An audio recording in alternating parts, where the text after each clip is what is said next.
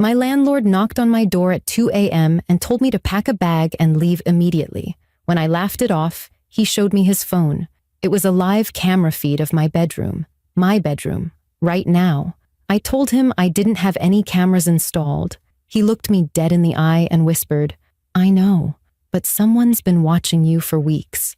My name is Vanessa Blake. I'm 26, a freelance graphic designer, and I live alone in Portland, Oregon. This is the story of how my landlord saved my life and how I discovered that my own apartment had been turned into a prison I didn't even know I was trapped in. Hit that subscribe button and drop a comment telling me where you're watching from.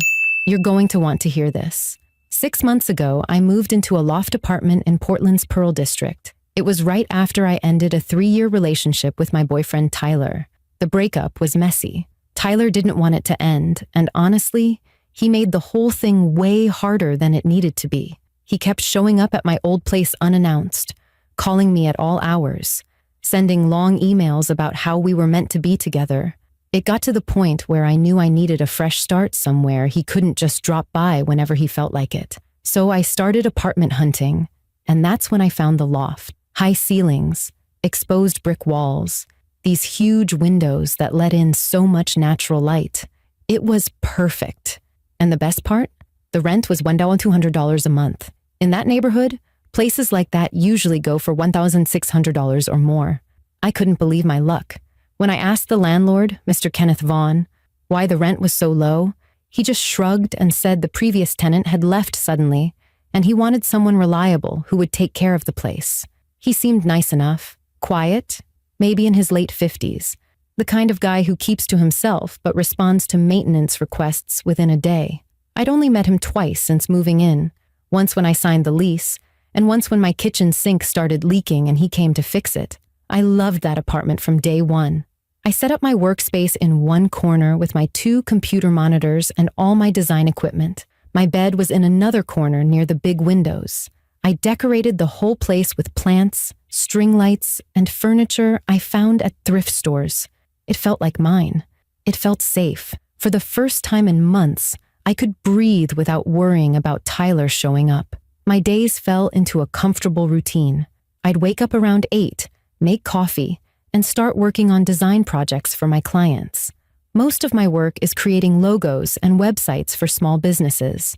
I work from home almost every day, which I love because I can set my own hours and work in my pajamas if I want to. My best friend since college, Sienna, lives across town and always complains that I don't get out enough. "You need to actually leave your apartment sometimes," she'd tell me over the phone. "You're becoming a hermit." "I'm not a hermit. I'm focused," I'd argue back, but she was probably right. I spent most of my time alone in that loft, working, watching TV, living my quiet little life. My older brother Marcus lives up in Seattle. He's 31, works in finance, and calls me every single Sunday like clockwork. Most of the time, he lectures me about working too hard or not eating properly, or something else big brothers worry about. Our mom died when I was 19 from cancer, and I think Marcus has felt responsible for me ever since. Our dad remarried 2 years ago and moved to Arizona with his new wife, Linda. We talk maybe once a month, usually just surface-level stuff about the weather and how work is going. So it was just me in that apartment most of the time. Me, my plants, my work, and the peace and quiet I'd been craving since the breakup. Everything seemed normal. Everything seemed fine. But looking back now, I realized things hadn't been fine for weeks. I just didn't want to see it.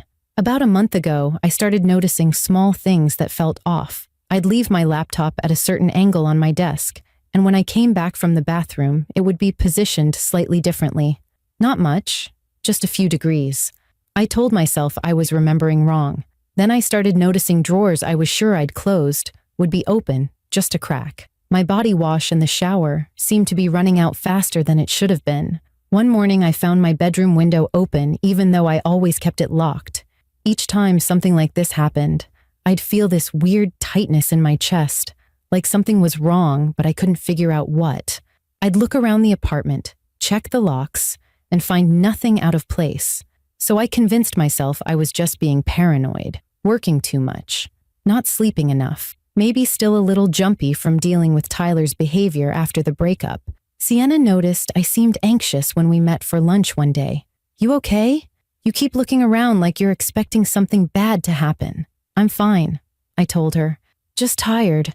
I've been taking on too many projects. But I wasn't fine. Deep down, I knew something wasn't right.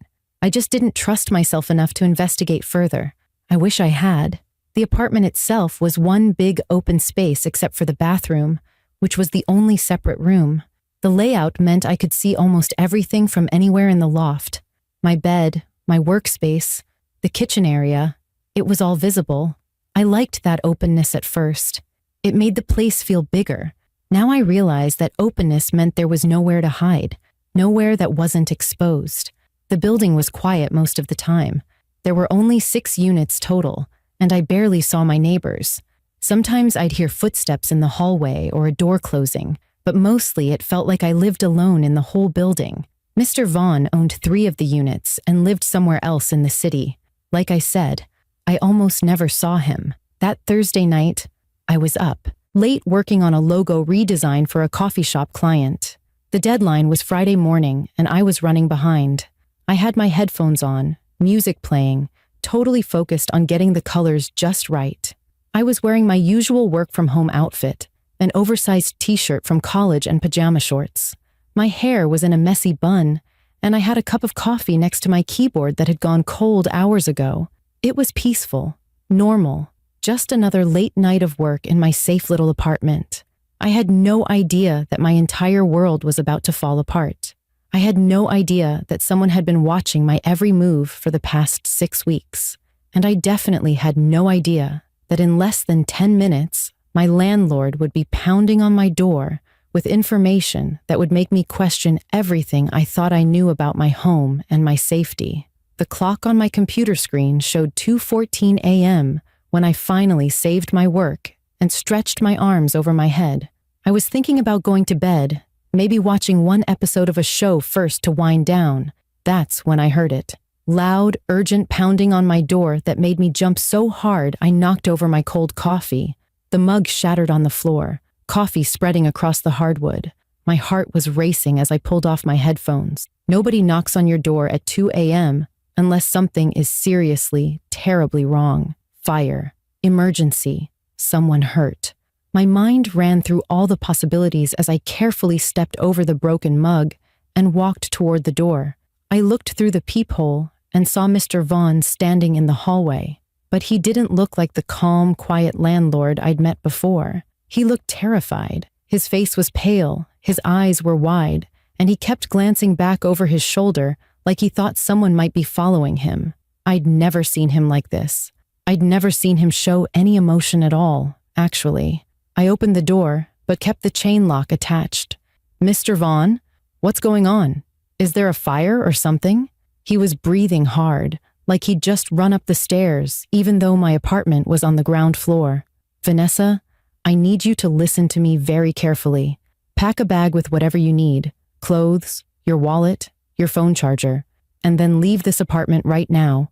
Don't ask me why. Just trust me and go. I actually laughed because the whole situation felt so bizarre and unreal.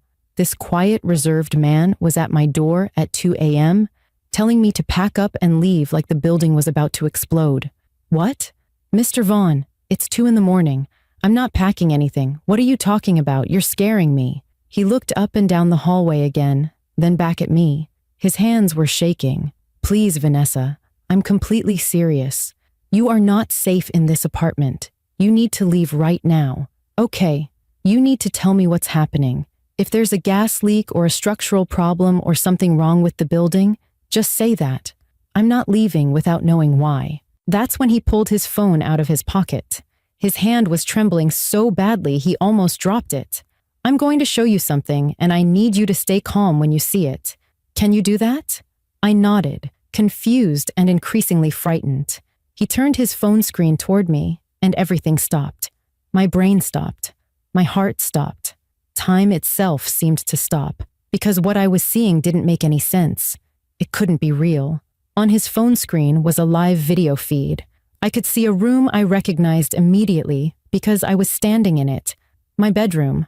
The view showed my bed with the unmade sheets, my nightstand with the lamp, and the book I'd been reading, the chair in the corner with my clothes draped over it from earlier, and in the corner of the screen was a timestamp that read 2:17 a.m. with the words "Live Feed" in red letters. My voice came out as barely a whisper. What is this? Is this some kind of joke? I looked from the phone screen to Mr. Vaughn's face, searching for any sign that this was a prank or a mistake or anything other than what it appeared to be. But his expression told me everything I needed to know. This was real. Someone had a camera in my bedroom, and it was streaming live right now. I don't have cameras in my apartment, I said, my voice getting louder and more panicked. I never installed any cameras. This doesn't make any sense. Where did you get this? My hands started shaking as the reality of what I was seeing began to sink in. That was my private space, my bedroom, the place where I changed clothes, where I slept, where I cried on the phone to Sienna about my problems. Someone had been watching all of it. Mr. Vaughn stepped closer to the door, his voice urgent but quiet. I know you didn't install them, Vanessa, but someone else did. Someone has been watching you, and I need you to understand how serious this is. He glanced at his phone screen, then back at me. About 20 minutes ago, I got an anonymous email. No name, no return address, just a link and a message that said, "Thought the landlord should know what's happening in his building." When I clicked the link, it took me to a website with 3 different camera feeds. 3, Vanessa. 1 from your bedroom, 1 from your bathroom, and 1 showing your workspace and front door. The hallway started spinning. I grabbed onto the doorframe to keep myself upright. 3 cameras. Someone had put 3 cameras in my apartment and had been watching me in my most private moments. The bathroom. I thought about every shower I'd taken, every time I'd gotten dressed, every vulnerable moment I'd had in what I thought was the privacy of my own home. I felt like I was going to be sick. Who? I managed to choke out. Who's been watching me? How long has this been going on? My mind was racing through everyone I knew, every maintenance person who'd been in the apartment, every delivery person, trying to figure out who could have done this and when they had the opportunity. Mr. Vaughn's face was grim. The email said the cameras have been active for 6 weeks. Whoever sent me this information also mentioned that they've been downloading and saving all the footage. He paused, letting that sink in. Vanessa, someone out there has 6 weeks of recordings of your private life. 6 weeks. That was almost half the time I'd been living here. My knees went weak, and I had to lean against the wall. All those times I felt like something was off, like things were out of place. I'd been right. My instincts had been screaming at me that something was wrong, but I'd ignored them. I'd talked myself out of trusting my own gut because I didn't want to seem paranoid or crazy. "Did you call the police?" I asked, tears starting to stream down my face. This couldn't be happening. This was the kind of thing you saw on crime shows, not something that happened to real people in real life. "Not yet," Mr. Vaughn said. "I came straight here because I was terrified that whoever is watching might see police cars pull up and panic, maybe destroy evidence, or worse, do something to you." The email came from an address that looked completely random, probably untraceable. Whoever did this knows what they're doing. They're tech savvy, and they're careful. I looked past him into my apartment, and suddenly, everything looked different. The space that had felt like home 10 minutes ago now felt like a trap. Every corner could be hiding something. Every object could have a camera inside it. The smoke detector above my bed, the clock on the wall, the air vent in the bathroom. Any of them could be watching me right now. "How is this possible?" I said, more to myself than to Mr. Vaughn. "How did someone get in here to install cameras without me knowing? I'm home almost every single day. I work from home. When would they have had time?" Mr. Vaughn shook his head slowly. "I don't know. But Vanessa, there's something else you need to know. The woman who lived here before you, her name was Bethany Chen. She broke her lease 6 months ago and moved out in the middle of the night. Didn't give any notice, didn't ask for her security deposit back, just packed her stuff and left. I tried calling her to find out what happened, but her phone was disconnected. I always thought it was strange, but I figured maybe she had a family emergency or something. The implication hit me like a physical blow. You think she found cameras too? You think whoever did this has been targeting your tenants? I don't know what to think, Mr. Vaughn admitted. But yes, that's exactly what I'm worried about. What if this has been going on longer than 6 weeks? What if they watched her too, and that's why she ran? My mind went to the one person I knew who would be capable of something this invasive, this controlling, this sick. Tyler, my ex-boyfriend who couldn't accept that our relationship was over. Tyler, who worked in IT and definitely had the technical skills to set up hidden cameras and remote access. Tyler, who had kept showing up at my old apartment and calling me obsessively until I moved here to get away from him. But how would he even know where I lived now? I'd been so careful not to tell him my new address. Then I remembered something that made my blood run cold. 7 months ago, when I first started looking for apartments, Tyler had been helpful. Too helpful. He'd sent me a list of places to check out, including this building. He'd written, "Great landlord, good area, you'd love it." At the time, I thought he was just trying to be supportive despite the breakup. Now I realized he might have been setting a trap. "I think I know who did this," I said quietly, my voice shaking with a mixture of fear and rage. My ex-boyfriend, Tyler, he recommended this apartment to me.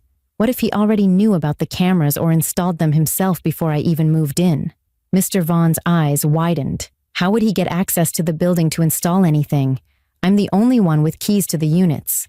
That's when another memory surfaced, one I'd completely forgotten about. When I came to view the apartment before signing the lease, you weren't here. Someone else showed me around. He said he was building maintenance, said his name was Dave, tall guy, blonde hair, late 20s. He had keys and everything. The color drained from Mr. Vaughn's face. "Vanessa, I don't have building maintenance. I don't have anyone named Dave working for me. I handle all the maintenance myself, or I hire specific contractors for big jobs, and I'm always here when they work." The pieces fell into place with horrible clarity. Tyler had somehow gotten keys to the building, maybe copied them from somewhere or picked the locks. He'd posed as maintenance to show me the apartment, making sure I'd love it and want to rent it. Then, before I moved in, he'd installed the cameras. He'd planned the whole thing, orchestrated everything so he could keep watching me even after I left him. The apartment that was supposed to be my fresh start, my escape from his controlling behavior, had been compromised from the very beginning. Something shifted inside me in that moment. The fear and shock I'd been feeling transformed into pure rage. This apartment was supposed to be mine, my safe space, my escape from Tyler's obsessive, controlling behavior, and he'd violated that before I'd even unpacked my first box. "We need to find these cameras right now," I said, my voice coming out harder and steadier than I expected. "I need to see them with my own eyes. I need to know exactly where they are and how long they've been there." Mr. Vaughn nodded, but held up a hand in caution. "We should be careful about how we do this. Whoever's running these feeds might be monitoring more than just video. There could be audio too. If they hear us talking about finding the cameras, they might try to delete evidence or do something else. We need to be smart about this." I looked back into my apartment, my sanctuary that had been turned into a fishbowl without my knowledge. "Then let's not give them a warning. Let's just find them." I unhooked the chain lock and opened the door fully, letting Mr. Vaughn inside. My hands were still shaking, but now it was from anger more than fear. I wanted to rip those cameras out of the walls with my bare hands. Mr. Vaughn pulled up the live feed on his phone again. "Okay, let's match the camera angles to figure out where they're positioned. The bedroom camera looks like it's shooting from up high, near the ceiling." We both walked into my bedroom area, and I felt exposed in a way I'd never felt before. Someone was watching us right now, watching me in my pajamas, watching Mr. Vaughn as he tried to help me. The violation of it made my skin crawl. I stood in the middle of the room and looked up, following the angle from the video feed on Mr. Vaughn's phone. The camera had a clear view of my bed, my nightstand, and the window. It had to be positioned somewhere with a direct line of sight to all of that. My eyes scanned the ceiling, looking at every fixture, every corner, every possible hiding spot. The light fixture seemed too obvious. The corner molding was too narrow. Then I saw it. The smoke detector. It was mounted on the ceiling directly above my bed, exactly where a smoke detector should be. It looked completely normal and legitimate, but when I dragged my desk chair over and climbed up to examine it more closely, my stomach turned. There, in what should have been a solid piece of plastic, was a tiny glass lens, so small you'd never notice it unless you were looking for it. The smoke detector was real and functional, but someone had modified it to hide a camera inside. "It's in the smoke detector," I said, my voice hollow and distant. "It's been right above my bed this entire time, watching me sleep, watching me change, watching everything."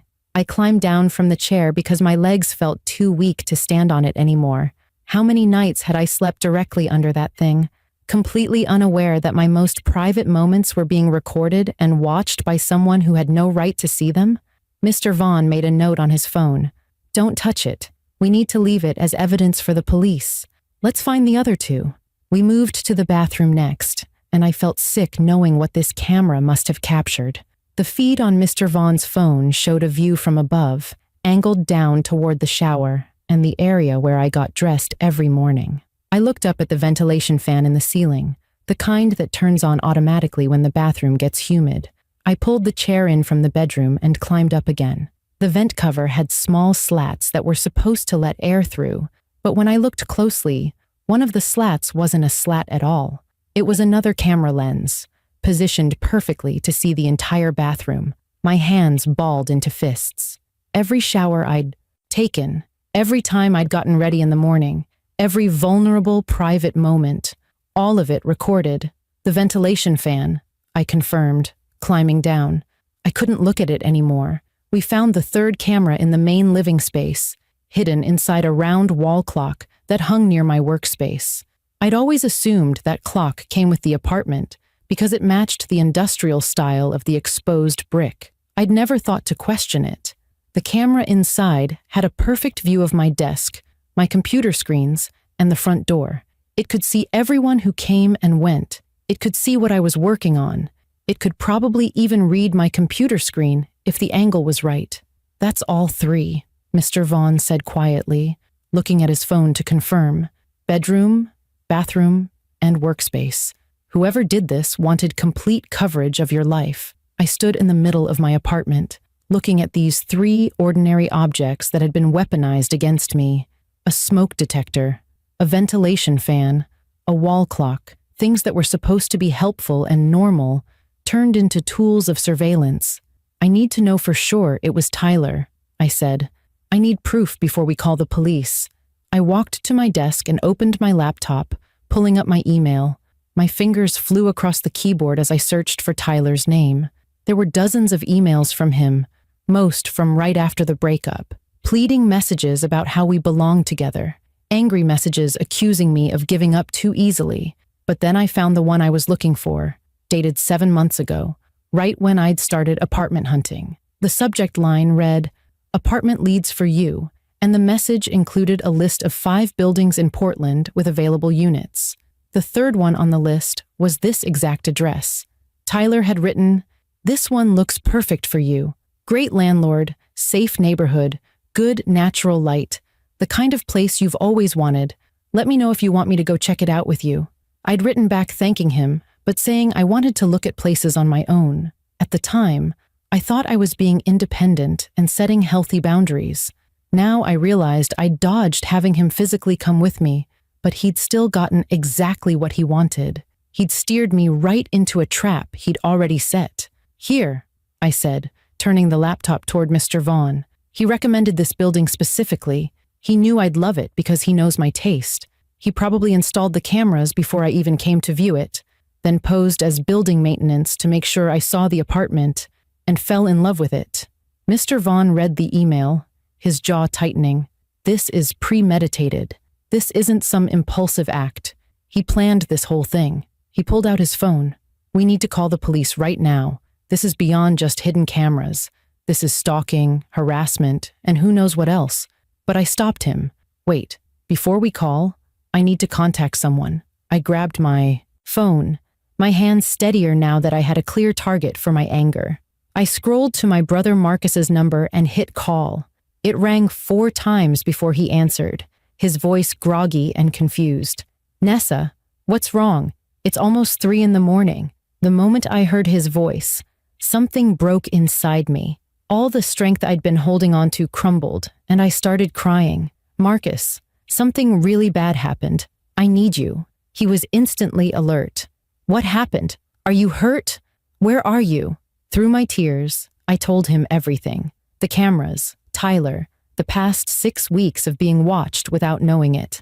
Marcus was silent for a long moment after I finished, and when he finally spoke, his voice was shaking with rage. I'm getting in my car right now. I'll be there in 3 hours. Do not go anywhere alone. Do not let that psychopath anywhere near you. I'm calling Dad too. No, don't wake Dad. There's nothing he can do from Arizona. He's your father, Vanessa. He needs to know. Marcus's voice softened slightly. Are you safe right now? Is someone with you? My landlord is here, Mr. Vaughn. He's the one who found out about the cameras and warned me. We're about to call the police. Good. Call them right now. And Nessa, I'm so sorry this happened to you. We're going to make sure Tyler pays for this. After I hung up with Marcus, Mr. Vaughn dialed 911. His voice was calm and clear as he explained the situation to the dispatcher. I'm a landlord and I've discovered illegal surveillance equipment in one of my tenants' apartments. Hidden cameras. We believe we know who installed them. Yes, the tenant is here with me now and she's safe. We haven't touched any of the equipment because we know it's evidence.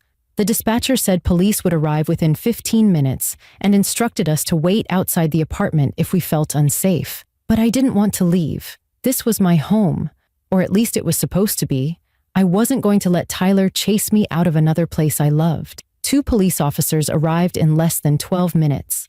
I watched through my window as their patrol car pulled up outside, the red and blue lights painting the brick walls of the building. Officer Lisa Chen was first through the door, a woman in her mid-30s with sharp eyes that took in everything about the apartment in seconds.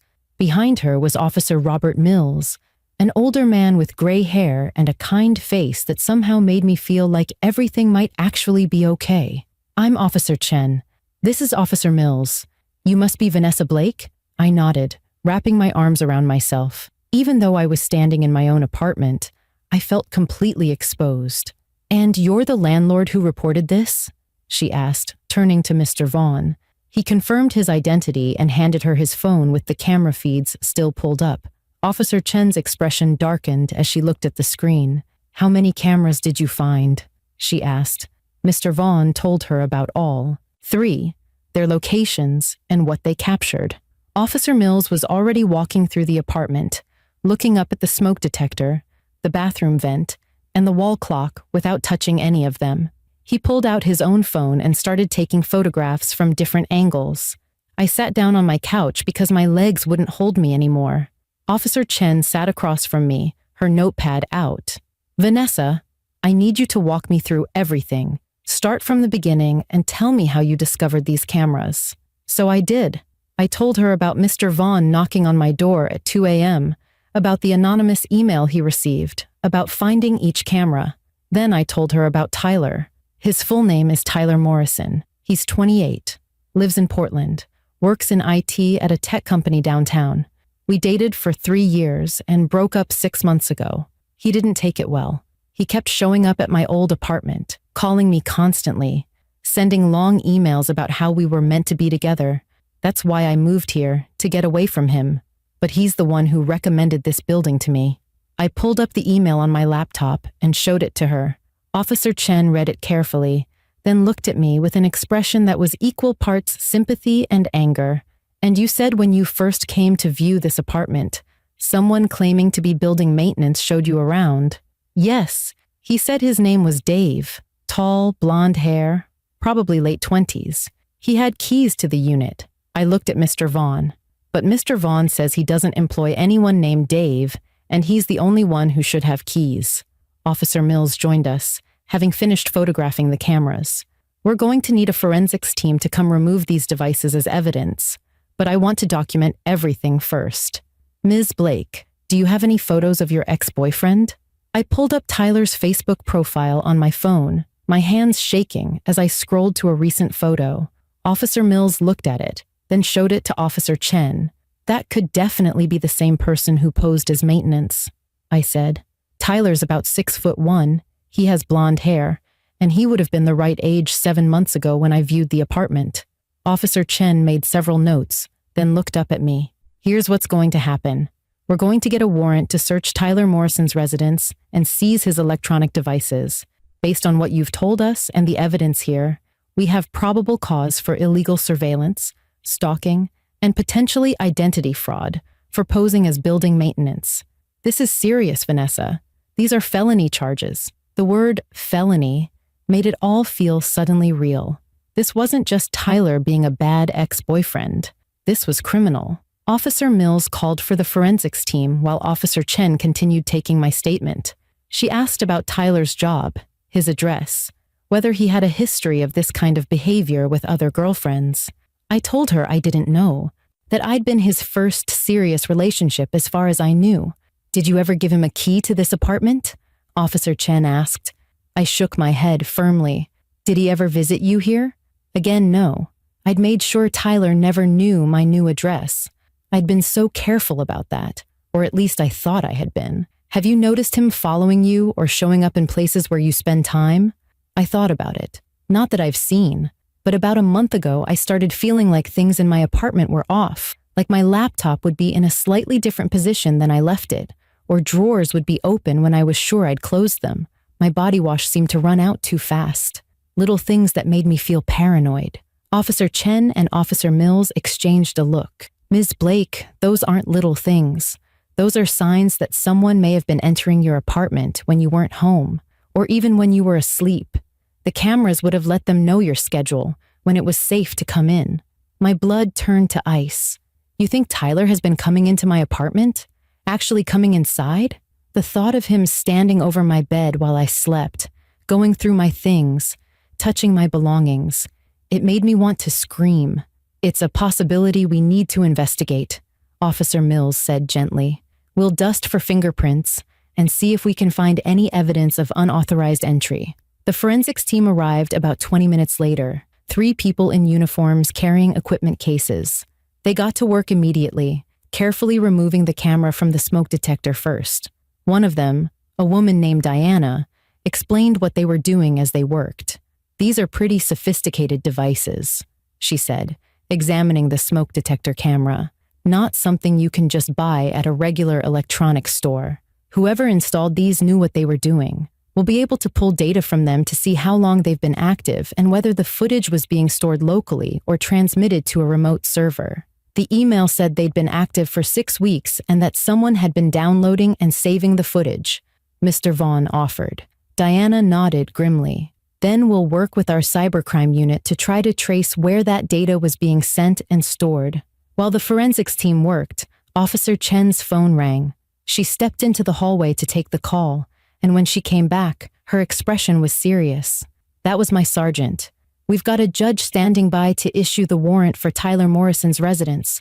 We're going to execute it within the hour. She looked at me. Vanessa, I want you to understand that this might take some time.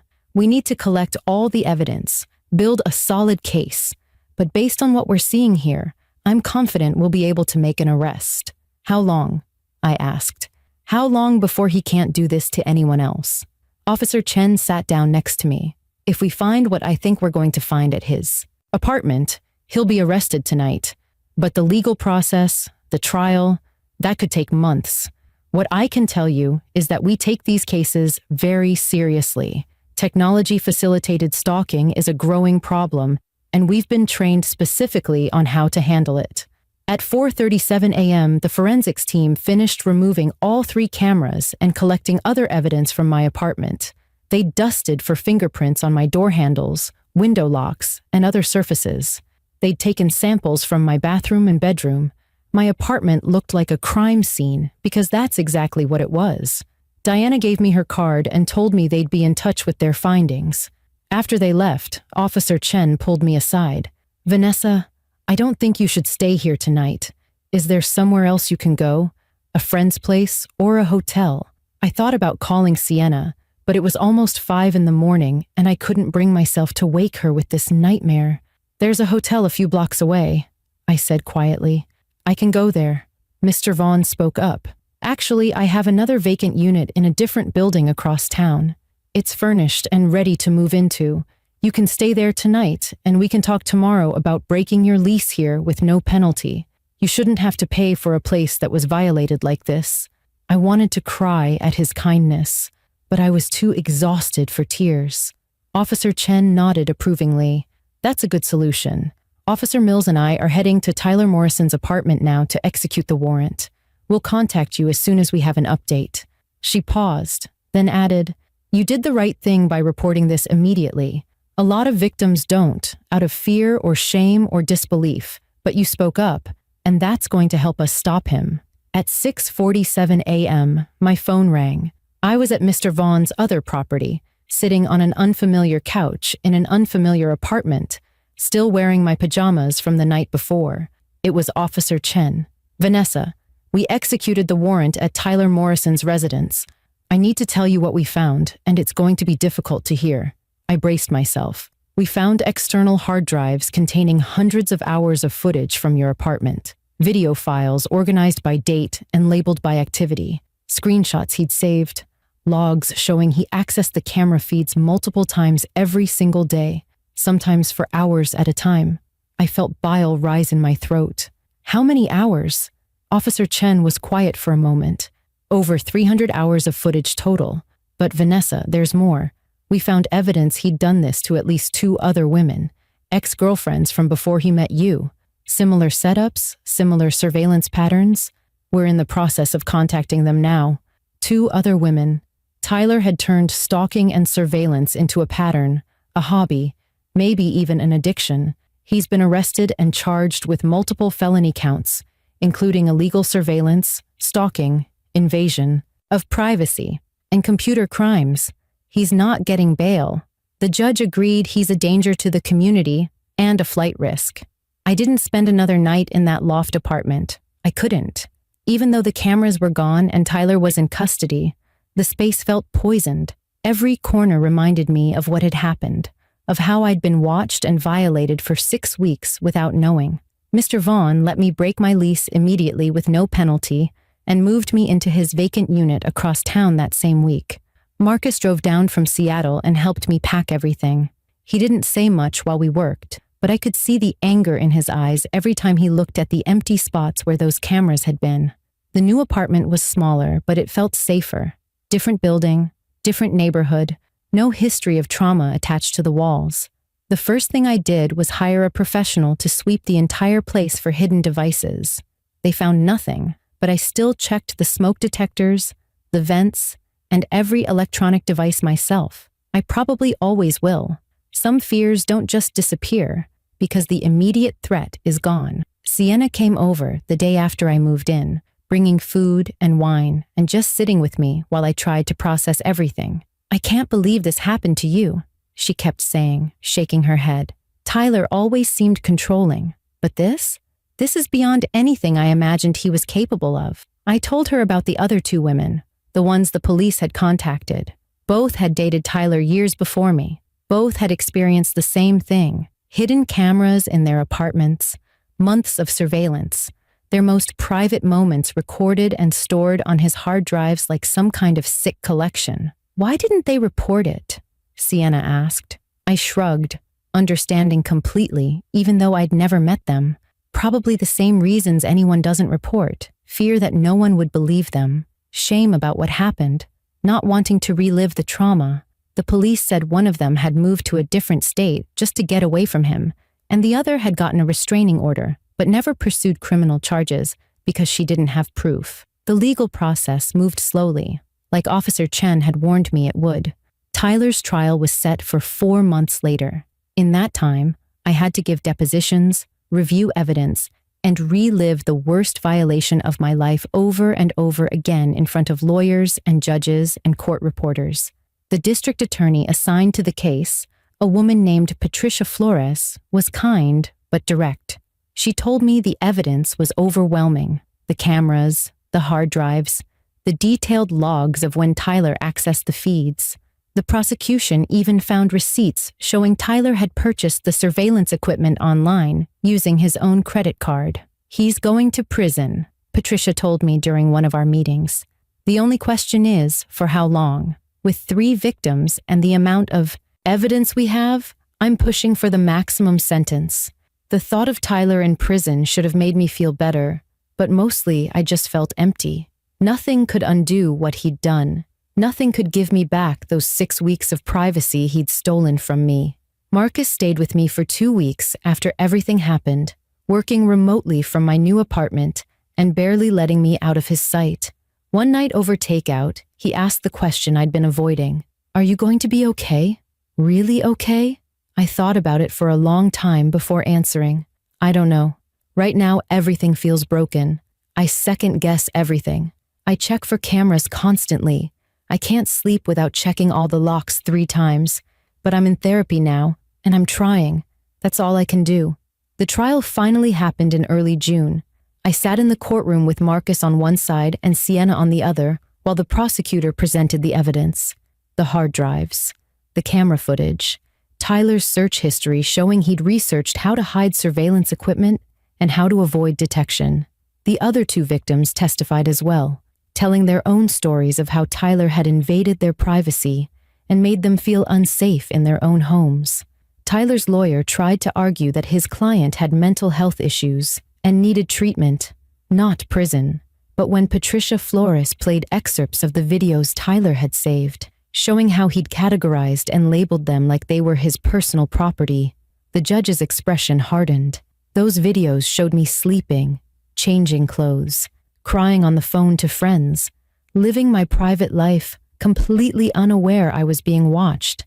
The judge called it one of the most disturbing cases of stalking and invasion of privacy she'd seen in her 20 years on the bench.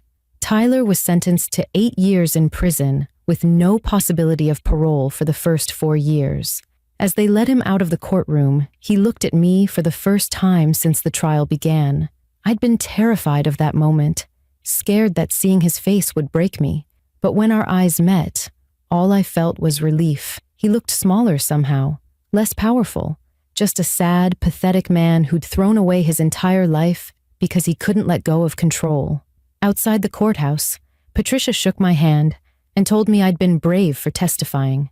A lot of victims can't face their abusers in court, but you did, and because you did, he's going away for a long time. I thanked her, but I didn't feel brave. I just felt tired.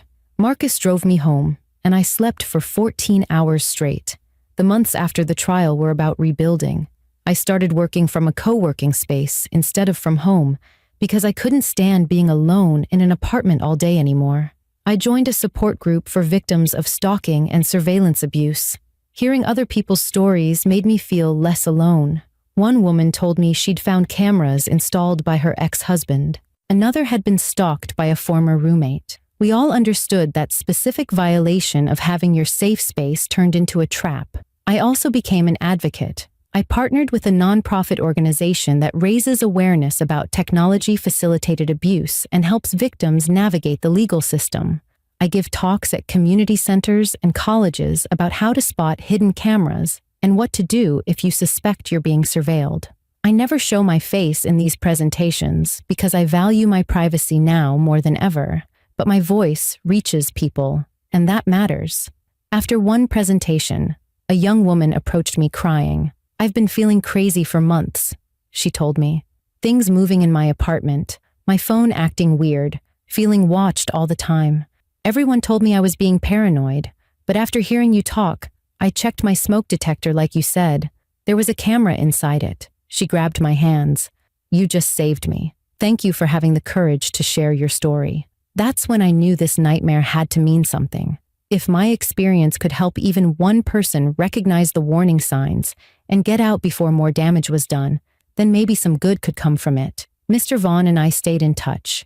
We meet for coffee every couple of months, and he always asks how I'm doing with genuine concern. He's installed commercial-grade security systems in all his properties now and does background checks on every prospective tenant. What happened to you changed how I run my business, he told me. I never want another tenant to go through what you went through. I asked him once why he'd come to my door that night, instead of just forwarding the email to police. He was quiet for a moment, then said, Because you were my tenant, which meant you were my responsibility. I couldn't live with myself if I'd done nothing and something worse had happened to you. Sometimes the right thing to do is the uncomfortable thing, the scary thing, but you do it anyway. If this story made you think differently about your own safety, hit that subscribe button and leave a comment telling me where you're watching from. This needs to reach people everywhere. My relationship with technology changed completely.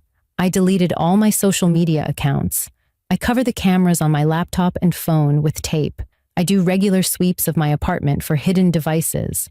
Some people might call it paranoid, but I call it being careful, being aware, trusting my instincts instead of talking myself out of them.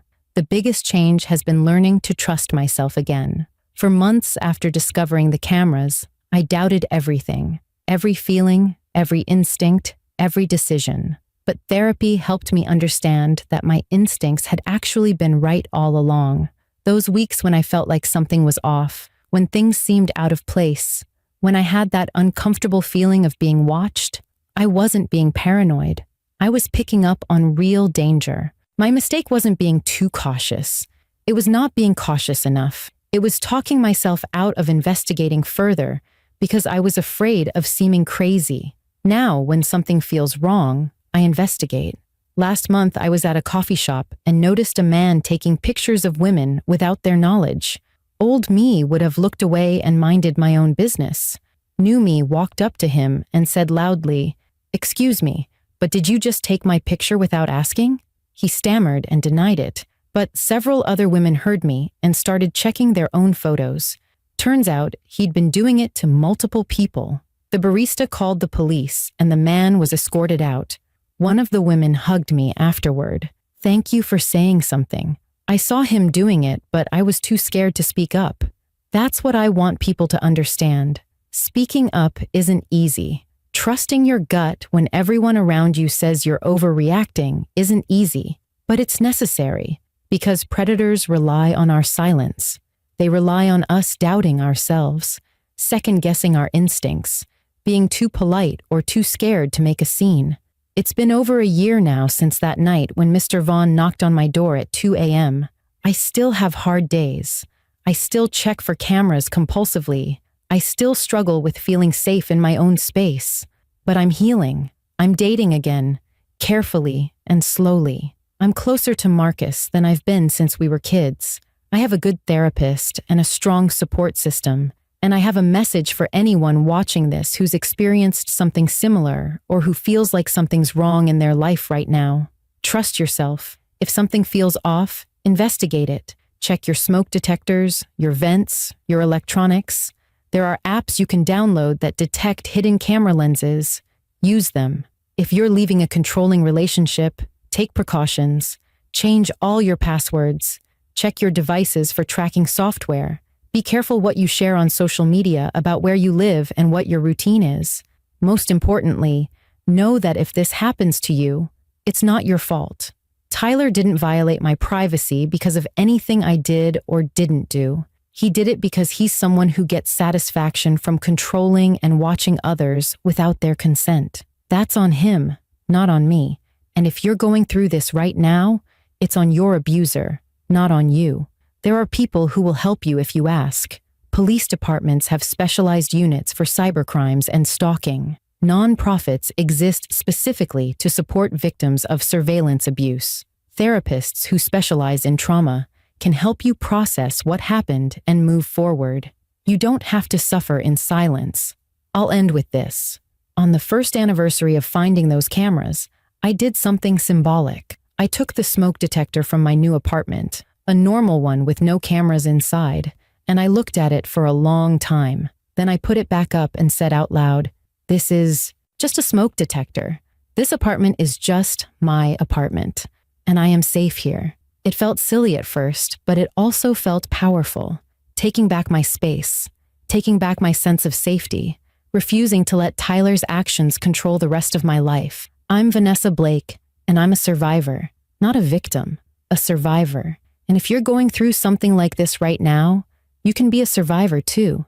Speak up, get help, trust yourself. You deserve to feel safe in your own home. You deserve privacy. You deserve respect. And anyone who violates those things deserves to face consequences. That's my story. That's what happened when my landlord knocked on my door at 2 a.m. and showed me I was being watched. It's not the story I wanted to tell, but it's the one I need to tell. Because somewhere out there, someone is watching this who needs to hear that they're not alone, that what's happening to them is not okay, and that there is a way out. This is for you. You're not crazy, you're not paranoid, and you're not alone.